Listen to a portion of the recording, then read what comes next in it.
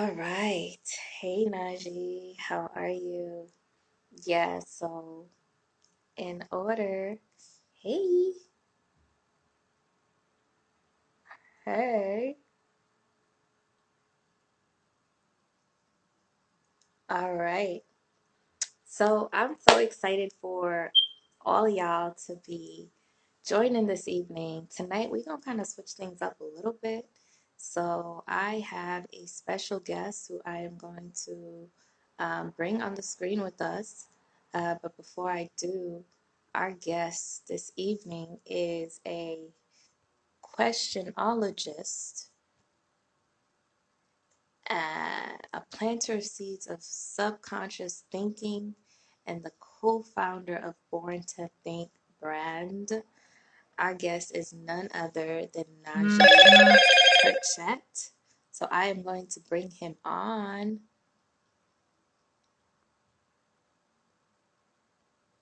Come, I can't. All right. So he is about to come on momentarily. I'm so excited. Uh, it's happening. It's happening.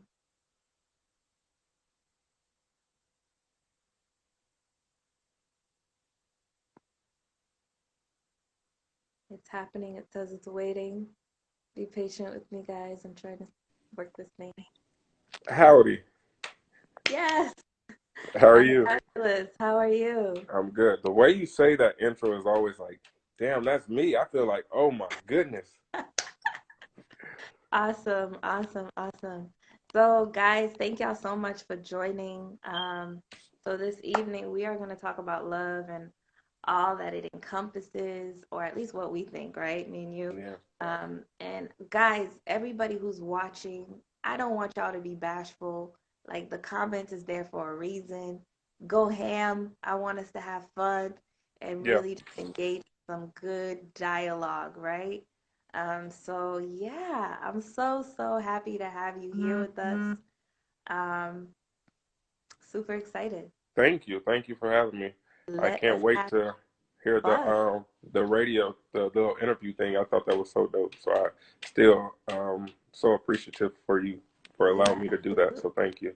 Absolutely. We're going to talk a little bit about that because sometimes when we do these lives, we get people who are like totally new to the whole experience and they don't really know what we're talking about. So I'm going to talk a little bit more a little later about my podcast, but what he was referring to was he was guest on my podcast. So I'm really excited for us to just kind of engage in some conversation. But my old head, if it's okay with you, can you indulge me? I Hmm. want us to like start. Um,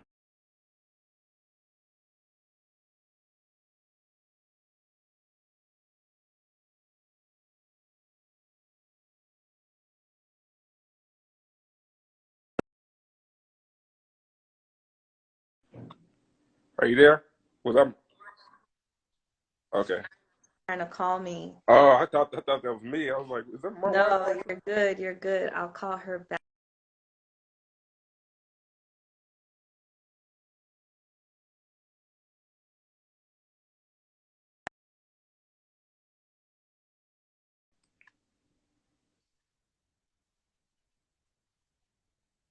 Okay. But before we do, I thought, you guys would allow me to indulge you.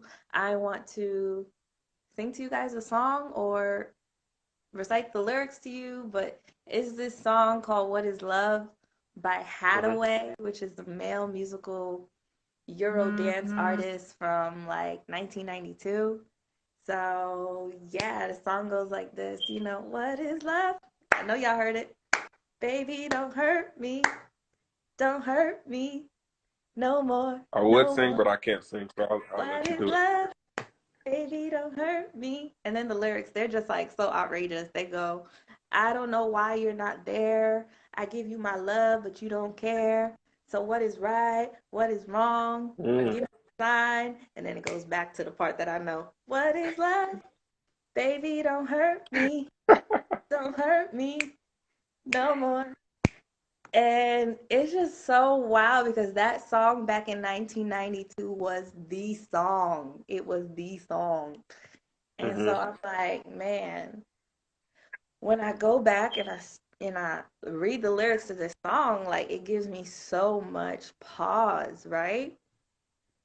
To think that this Hmm. song is like the happening song, like Najee, like I don't know about you, but love for me, it shouldn't hurt. Hmm. You know what I mean? It shouldn't feel like No, constant love. pain.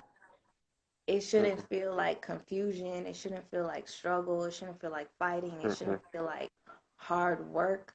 Don't get me wrong, like loving someone takes work, but hard work and all the time, I don't want no parts of it.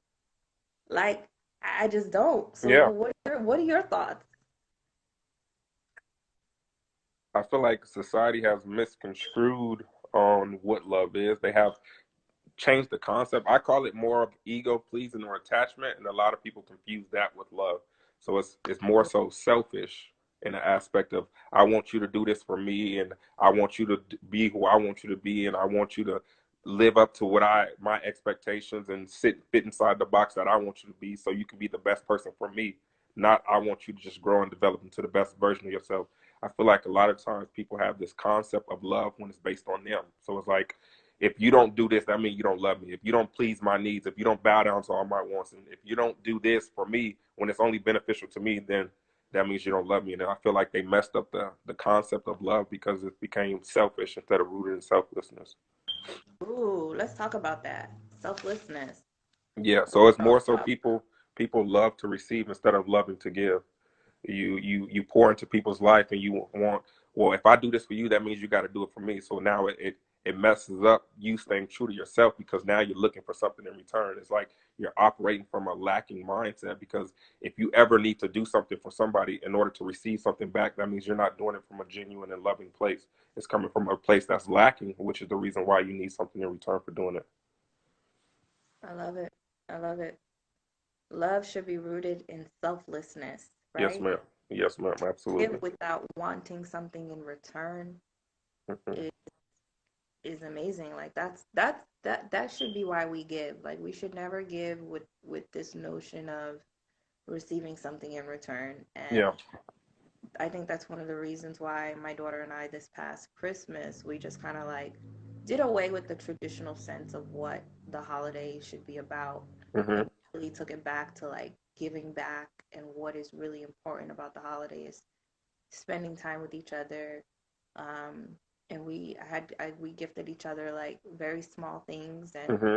a lot of it was like book related to help her like expand her like knowledge base, learn full.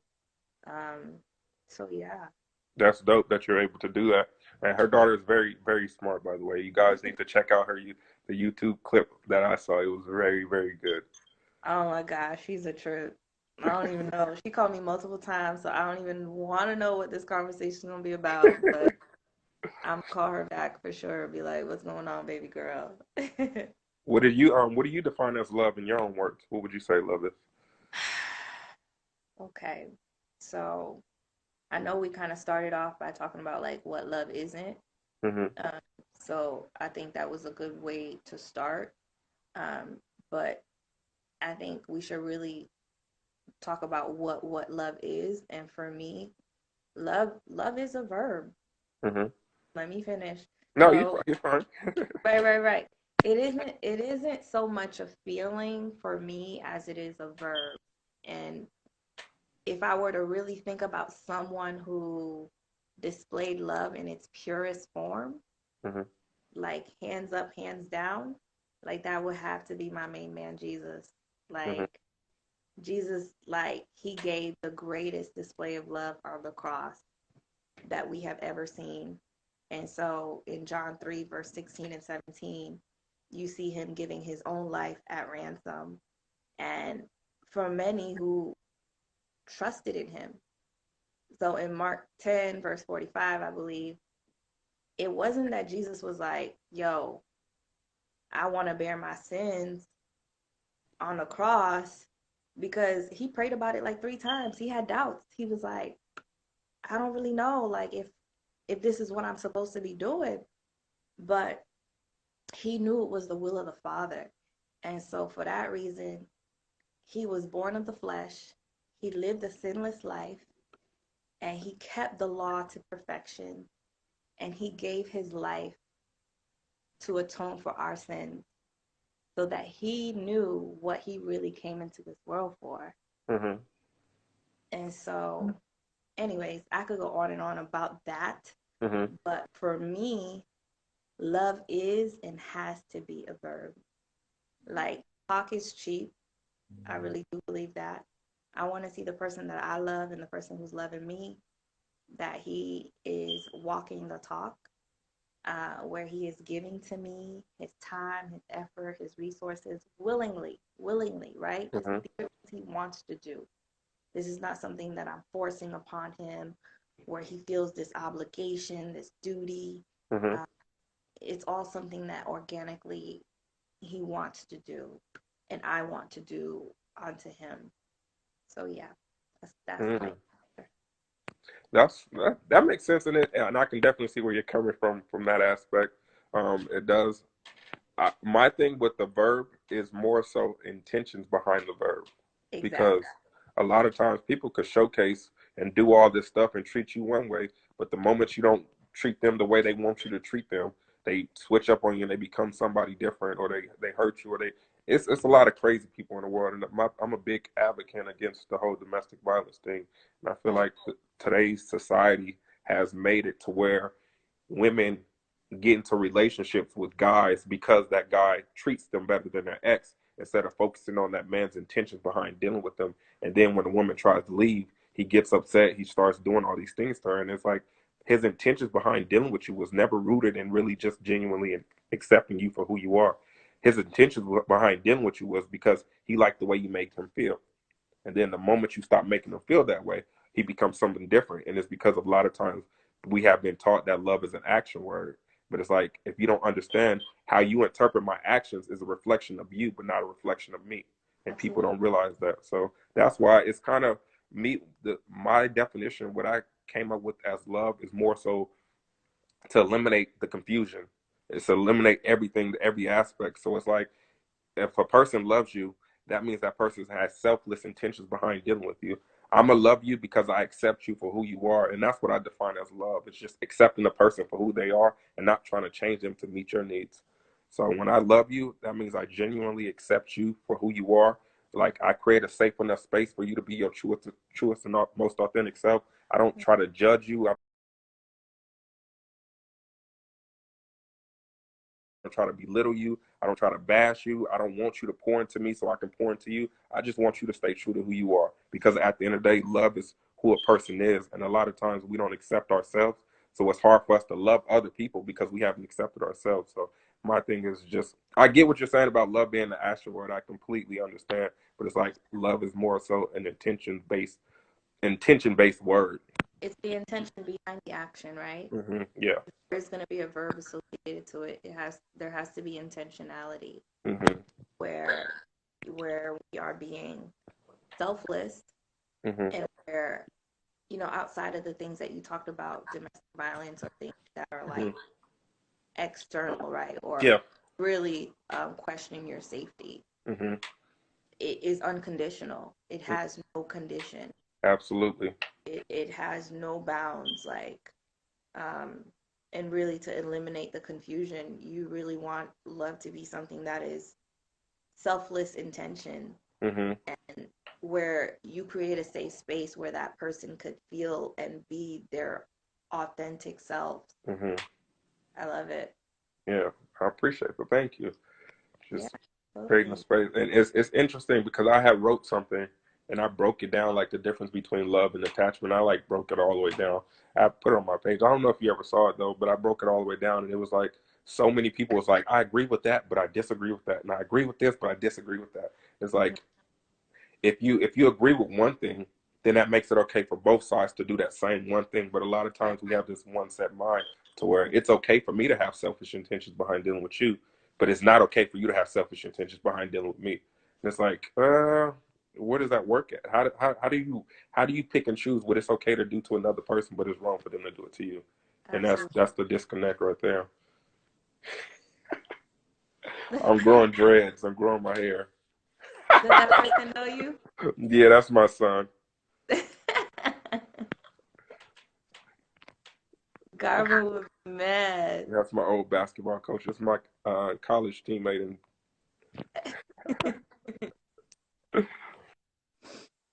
Oh my gosh. So yeah, so when we talk about love, we really have to not be so like closed-minded, right? yes, absolutely. Don't play with me. So we really have to expand our minds, right? Hmm. We have to expand our minds and really expand like what we quote unquote um, adhere to, Hmm. what is normal.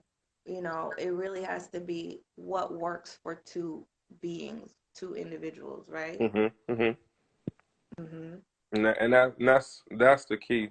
A lot of times, I feel like we focus more on the other person, though. It's like we focus on what we can get out of it. So it's like I just learned to stay true to myself at the end of the day because once you become aware of who you are and you understand your internal power defines you more than your external looks or the things you have externally, then you're more at peace with yourself. And I feel like a lot of times people are hurt and they're operating from brokenness and calling it love to validate that they're hurt. So you're going to deal with people who reiterate the perception that you have on love to validate why that's love. Does that make sense? Yeah.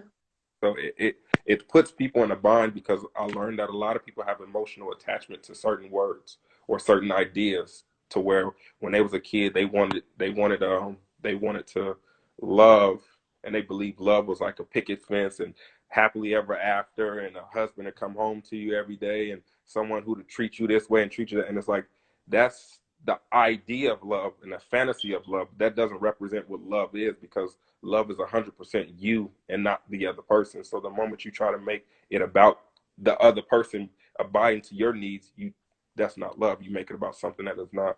And most times people have the idea. So when they hear marriage or commitment or relationship or boyfriend or girlfriend, things of that nature, their whole it makes them feel some type of way. So it's like, yes, I remember a kid, I used to always want me a boyfriend, but it's like that's the idea of love, but it doesn't represent what love actually is because you go through that journey with a person and they don't live up to your expectations. So then you feel some type of way. And it's like, well, I just stopped loving him. It's like, you can't stop loving someone if you actually love them. But that's just me. The comments. Oh, What's going on, comments? oh. I want to hear from y'all. Like we've been talking. What do you guys think about this topic of love? Like what do you guys think it is? Like I want to hear from you guys. It's blur. Um After this, what's the name? I'm going to send you that thing, the thing that I wrote. I agree. I believe love is in yeah, the nice. I believe love was like the 90s R&B music. Yeah. Okay, what do you mean by that? What do you mean by love was like the 90s R&B music? Do you mean that it was more simple, it was more easy, it was more authentic? What do you mean by that? You said after you're gonna send me what? I'm sorry. The attachment versus love. And I would love to hear your Okay, feedback on it. absolutely, for sure. General, what do you guys think? I know you just joined. We're talking about what love is. I gave my little 2 cents. I tried to sing he he he this song from the 1990s, early 90s. Um, She believes that. she believed that was what love was. But she's saying, what does she mean by the '90s music though? It was like '90s, Right. but like what was like? You get it? Like what was like the '90s music? I'm asking. Yeah. I'm asking her. I'm not really clear, but the song that I sang, which It was from was the early 90s, that was not a really good example of what love is. Like that song sounded like love was very painful. Like, don't hurt me anymore, no more. Like I'm like, he's operating from a place of lack because he's been hurt and he hasn't healed. absolutely, I absolutely. believe it was always sweet. No agreements or struggles. No arguments. Okay, she meant, yeah, Arguments. Yeah, yeah. probably. Yeah, no arguments or struggles. Okay. But I mean, for me, I mean, there's gonna be a little bit of there's gonna be a little bit of I wouldn't say arguing, but there's going to be some disagreement. Yeah, I for sure. Because it's Yeah, two individuals on their own individual path. I feel like absolutely. the thing is we we try to make love something again. It's love something that is not. Is more so. I believe because I don't believe in contradicting myself because too many things can go wrong when people contradict themselves. So I set the foundation to everything when I talk. It's always getting to the root. So when you love a person, again, you genuinely accept them for who they are. You don't try to change them to meet your needs. So of course you're going to argue, but you guys arguing is not going to, or disagreeing is not going to change you loving them. And I feel Right, like a lot of people love from a place of lack, so where they have this false sense of entitlement based on their right, ego, to where it's like, I love you. You're supposed to do this, and you told me you love me. That means you got to do that. And it's like, that's not love. You can't force a person to conform to who you want them to be based on the idea of love, and that's the issue. I thought it was a lot of flowers and gifts and always on a high. Yeah, What that's do what do you think it is now? I know you said in the early 90s you felt like love was never being in disagreement with someone, um, number arguing. never arguing, and it being about flowers and gifts and always being on this High. high. Hmm. What do you believe that love is now? Like, can it still be those things? Um, but yeah, I I believe mean, it. Uh-huh. I'm really glad we're talking about this topic. I, I've been very transparent on all of my social platforms. Hmm. I ended a really long term relationship, which I Hmm. thought was gonna be forever, but it was not. Hmm. Um, and I have been single for now a little over 2 years, and Hmm. um, everything is so different. Like the landscape is so different. And so I was talking to someone, and you mentioned a little earlier that you said the word entitlement, Hmm. and I think it's really important. I think dating and dating apps for people who do it, Hmm. that's cool. But I think there is this level of entitlement when you go out with somebody that you're just meeting and they're like paying for something for you. She don't know what she talking about. Love is not for the word. Oh wow. Um. Yeah, it just depends. It just depends on the person who's doing it though. Cause I will like if I meet a person and I want to have a conversation, I invite them out, I'm gonna pay for it. You don't owe me anything. I want to like have a conversation. It just depends on a lot of times people give with the intentions to receive instead of just giving from a genuine place. Yeah, for sure. Um, Mr. King Daga, what do you mean I sound hurt? No, no, no. He's talking about the 1320 underscore Florida. Oh, it's like grayed out for me. I can't really see It them. says she don't know what she's talking about. Love ain't nothing but a word, or love and nothing but ain't nothing but a word. And then he, I don't know if that Oh, okay. Okay. is pointing up. Okay, okay. Got it. Got it. I was like, I'm Yes, good. I'm hurt, man. I've been done wrong. The thing is, what I tell people about love is the expectations. So you get hurt because you place expectations. And how I define expectations at the root level is how you should feel a person should act or behave according to your feelings, not their own. So then we have these mindsets where it's like, I'm place these expectations on you based on the title of us being in a relationship. And it's like we forget the intentions behind anything. It's the whole aspect of this is what I want you to do based on that title. And that's where I come in with the emotional attachment that people have to certain titles. So then When that person decides to do what's best for them, they make it about them. And it's like, no, at the end of the day, that